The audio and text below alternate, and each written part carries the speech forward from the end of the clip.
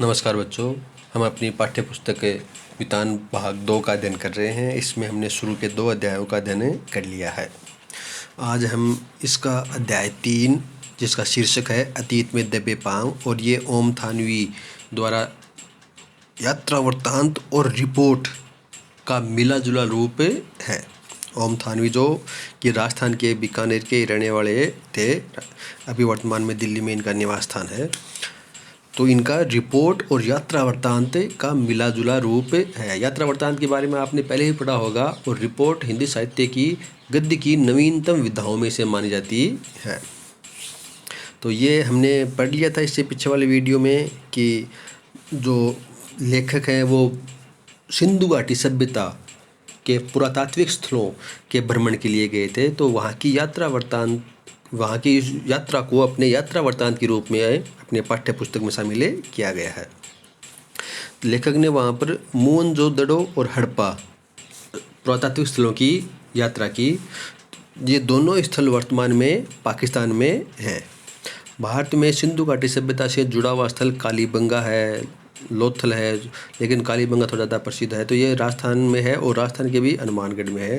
जो सबसे प्रसिद्ध और बड़े स्थल मिले हैं वे बंटवारे के बाद में पाकिस्तान में चले गए हैं। तो उनका नाम मोहनजोदड़ो और हड़प्पा है, जिसको हम मोहनजोदड़ो और हड़प्पा बोलते हैं। ये दोनों ही पाकिस्तान में है। तो वहाँ की लेखक ने यात्रा की, उस यात्रा को ही अपने पाठ्य पुस्तक में यात्रा वृत्तांत के रूप में शामिल किया गया है।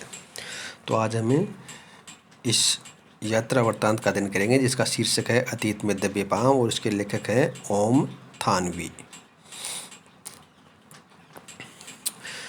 अभी भी मोहनजोदड़ो और हड़प्पा, देखो इसके आगे लिख रखा है 1 और 2, इसका मतलब इनके बारे में नीचे कुछ न कुछ लिखा हुआ मिलेगा। तो एक क्या है, मोहनजोदड़ो के लिए क्या कहा गया है कि यह पाकिस्तान के सिंध प्रांत में स्थित पुरातात्विक स्थान जहां सिंधु घाटी सभ्यता बसी थी।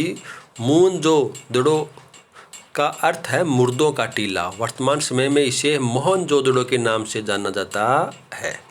दूसरा जो हड़प्पा है उसका नीचे विवरण दिया गया है कि पाकिस्तान के पंजाब प्रांत, देखो ये है सिंध प्रांत, ये है पंजाब प्रांत। प्रांत का मतलब राज्य, जैसे अपने राजस्थान, गुजरात, महाराष्ट्र, उत्तर प्रदेश राज्य हैं, वैसे ही पाकिस्तान में सिंध और पंजाब राज्य हैं। पंजाब राज्य जैसे भारत में है, वैसे ही पंजाब एक राज्य पाकिस्तान में भी है। तो एक तो सिंध राज्य में, एक पंजाब राज्य का ये दूसरा हड़प्पा पुरातात्विक स्थान है जहाँ सिंधु घाटी सभ्यता का दूसरा प्रमुख नगर बसा था। यह है मोहनजोदड़ो और हड़प्पा के बारे में आपको थोड़ा बताया गया है।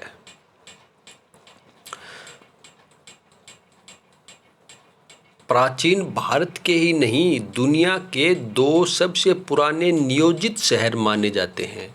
तो मोहनजोदड़ो और हड़प्पा ये भारत के ही नहीं, विश्व के 2 सबसे पुराने नियोजित, यानी जिसे व्यवस्थित तरीके से बसाया गया हो, ऐसे शहर माने जाते हैं।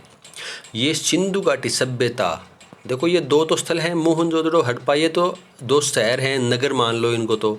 लेकिन सिंधु घाटी सभ्यता है ये बहुत ही विस्तृत, लंबे दूरी तक बसी हुई थी। तो ये पंजाब से लेकर के भारत होते हुए और महाराष्ट्र तक इसके अवशेष मिले हैं। ये सिंधु घाटी सभ्यता के प्रवर्ती यानी परिपक्व दौर के शहर हैं। खुदाई में और शहर भी मिले हैं, लेकिन मोहनजोदड़ो ताम्रकाल के शहरों में सबसे बड़ा है। वह सबसे उत्कृष्ट भी है, यानी श्रेष्ठ। व्यापक खुदाई यहीं पर संभव हुई है, मतलब बड़े विस्तृत तौर पर यहीं पर खुदाई संभव हुई। बड़ी तादाद में इमारतें, सड़कें, धातु पत्थर की मूर्तियाँ, चाक पर बने चित्रित भांड, जो था ना कुम्हार का चाक, उस पर मिट्टी के भांड, गड्ढे वगैरह, मुहरें, साजो सामान और खिलौने आदि मिले हैं। सबसे बड़ी संख्या में कहाँ पर मिले हैं? मोहनजोदड़ो में।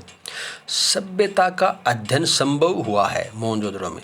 इधर सैकड़ों मील दूर हड़प्पा के ज़्यादातर साक्ष्य रेल लाइन बिछाने के दौरान विकास की भेंट चढ़ गए। देखो विकास की भेंट चढ़ना, इसको एकल उद्धरण चिन्ह में सिंगल इन्वर्टेड कोमा में दे रखा है। इसका तात्पर्य क्या है कि जब हड़प्पा सभ्यता की मतलब हड़प्पा सभ्यता की खोज ही इस कारण हुई थी कि वहाँ पर रेल लाइन बिछाई जा रही थी। और आपको पता होगा कि रेल लाइन बिछाने के दौरान पत्थर वगैरह, ग्रिट वगैरह, कंक्रीट वगैरह उसके पटरियों के नीचे बिछाने की आवश्यकता पड़ती है। तो वहाँ पर ये पत्थर तो ग्रिट वगैरह तो कंक्रीट वगैरह तो मिली नहीं, तो नीचे ईंटें बिछाने का कार्य शुरू कर दिया और ईंटें एक स्थान पर खोद खोद के ला रहे थे।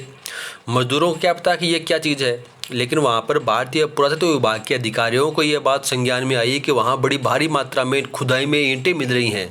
तब उसके दिमाग में कोई बात आई कि अगर नीचे ज़मीन में इतनी भारी संख्या में खुदाई में ईंटें मिल रही हैं तो ज़रूर वहाँ पर कोई न कोई प्राचीन पूरा महत्व का शहर या चीज़ है, कुछ न कुछ वहाँ पर है। तो उन्होंने जाकर के उस खुदाई को रुकवाया और फिर व्यवस्थित तरीके से खुदाई की, तो वहाँ पर पूरा का पूरा हड़प्पा शहर निकल करके आया। लेकिन उसका अधिकतर भाग नष्ट हो चुका था, क्योंकि वहाँ पर जो ईंटें बची हुई थी, मतलब ईंटें थी, उस ईंटों को निकाल करके और रेल लाइन बिछाने के काम में ले ली गई। तो हड़प्पा का ज़्यादातर साक्ष्य रेल लाइन बिछाने के दौरान विकास की भेंट चढ़ गए। मोहनजोदड़ो के बारे में धारणा है कि वह अपने दौर में वह घाटी की सभ्यता का केंद्र रहा होगा। यानी पूरी जो सिंधु घाटी सभ्यता है, जो बहुत ही लंबी दूरी तक बसी हुई थी, उसकी एक राजधानी मोहनजोदड़ो हो सकती है। माना जाता है कि शहर में 200 हेक्टेयर क्षेत्र, ये शहर 200 हेक्टेयर क्षेत्र में फैला था। आबादी कोई 85,000 थी। 85,000 आबादी वर्तमान में भी बहुत बड़ी होती है, जो आपने साधारण कस्बे हैं उनसे बड़ी होती है। झुंझुनू शहर है, उसकी आबादी 1 लाख से थोड़ी ही ऊपर है, ज़्यादा नहीं है। तो 2011 की जनसंख्या के अनुसार 1 लाख से थोड़ी ऊपर है।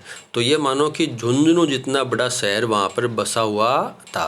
अब ये देखो, झुंझुनू इतना बड़ा शहर आज नहीं है, कब था? आज से 5,000 साल पहले।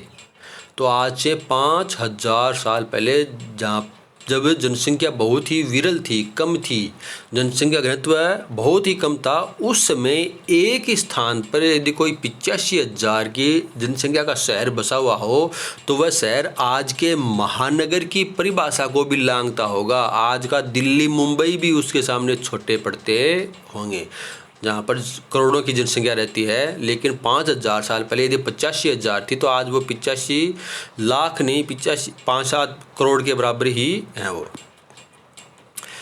दिलचस्प बात यह है कि सिंधु घाटी सभ्यता मैदान की संस्कृति थी, पर पूरा मोहनजोदड़ो छोटे मोटे टीलों पर आबाद था। मतलब पूरी सभ्यता थी ये मैदान में बसी हुई थी, मैदान की संस्कृति थी। लेकिन जो मोहनजोदड़ो शहर है वह टीलों पर आबाद था, और ये टीले प्राकृतिक भी नहीं थे, यानी प्रकृति द्वारा निर्मित भी थे, यानी मनुष्यों ने उस टीलों को बनाया और उस टीलों पर ही ये जाकर के बसे।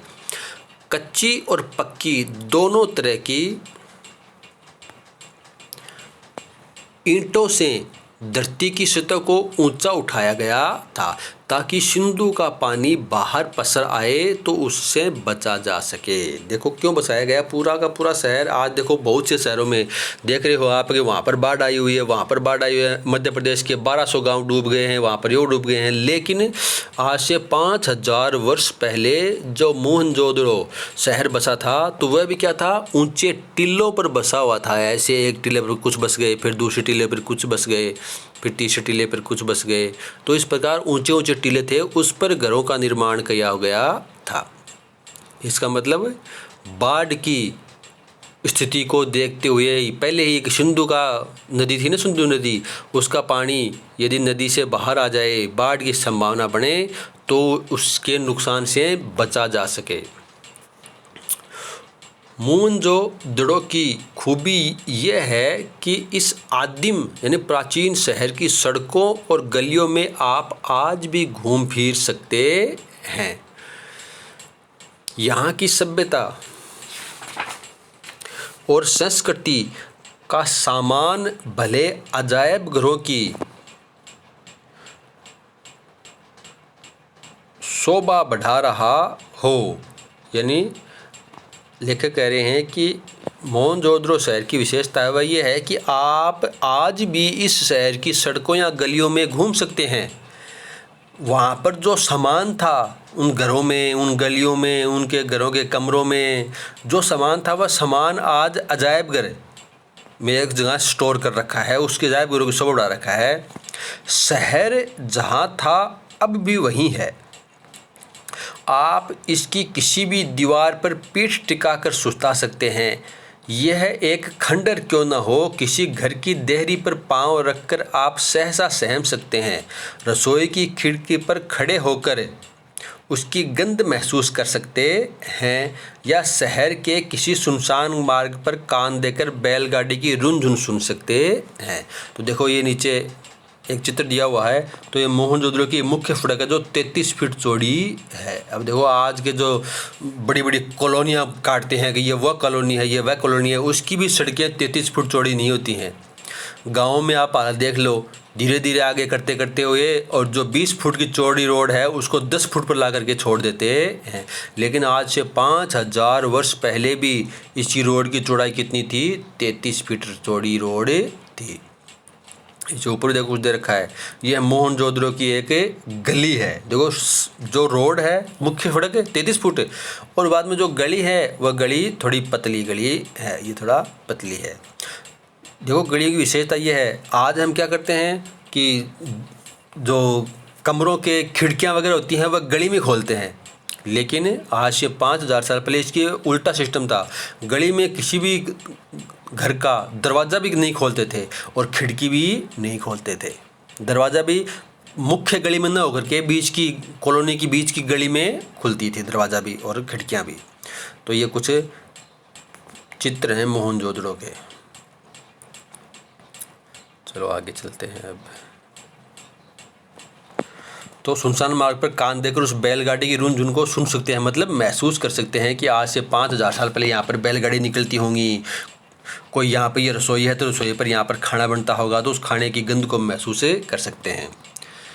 जिसे आपने पुरातत्व की तस्वीरों में मिट्टी के रंग में देखा है। सच है कि यहाँ किसी आंगन की टूटी फूटी सीढ़ियाँ अब आपको कहीं नहीं ले जाती, वे आकाश की तरफ अधूरी रह जाती हैं। देखो क्या हुआ था कि 2-2 मंजिले मकान भी थे, तो वहाँ पर सीढ़ियाँ थी, तो इस प्रकार की सीढ़ियाँ ऊपर जाती हैं, लेकिन ऊपर का भाग गायब है। वह धीरे धीरे नष्ट हो गया, और जो मिट्टी में नीचे दबा रह गया वह सुरक्षित रह गया। तो नीचे आपको सीढ़ियाँ मिलती हैं, सीढ़ियों में आप ऊपर चढ़ते हो तो ऊपर आपको कुछ दिखाई नहीं देता, ऊपर सीधा मैदान दिखाई देता है, यानी वे सीढ़ियाँ अधूरी रह जाती हैं।